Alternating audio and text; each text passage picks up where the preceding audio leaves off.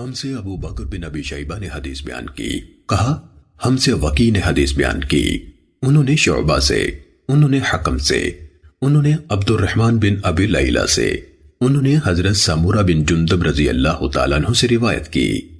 اسی طرح ہم سے ابو بکر بن ابی شیبہ ہی نے حدیث بیان کی، کہا ہم سے وکی نے حدیث بیان کی، انہوں نے شعبہ اور سفیان سے، انہوں نے حبیب سے، انہوں نے میمون بن ابی شبیب سے، اور انہوں نے حضرت مغیرہ بن شعبہ رضی اللہ تعالیٰ عنہ سے روایت کی۔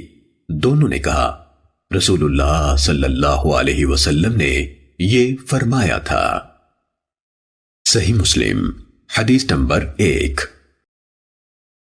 ابو بکر بن ابی شیبہ نیز محمد بن مثنی اور ابن بشار نے کہا ہم سے محمد بن جعفر یعنی غندر نے شعبہ سے حدیث بیان کی، انہوں نے منصور سے، انہوں نے ربعی بن حراج سے روایت کی کہ انہوں نے حضرت علی رضی اللہ عنہ سے سنا، جب وہ خطبہ دے رہے تھے کہا رسول اللہ صلی اللہ علیہ وآلہ وسلم نے فرمایا مجھ پر جھوٹ نہ بولو، بلا شبہ جس نے مجھ پر جھوٹ بولا وہ جہنم میں داخل ہوگا۔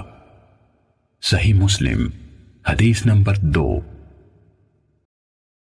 حضرت انس بن مالک رضی اللہ عنہ سے روایت ہے، کہا مجھے تمہارے سامنے زیادہ احادیث بیان کرنے سے یہ بات روکتی ہے کہ رسول اللہ صلی اللہ علیہ وآلہ وسلم نے فرمایا جس نے عمدن مجھ پر جھوٹ بولا وہ آگ میں اپنا ٹھکانہ بنا لے۔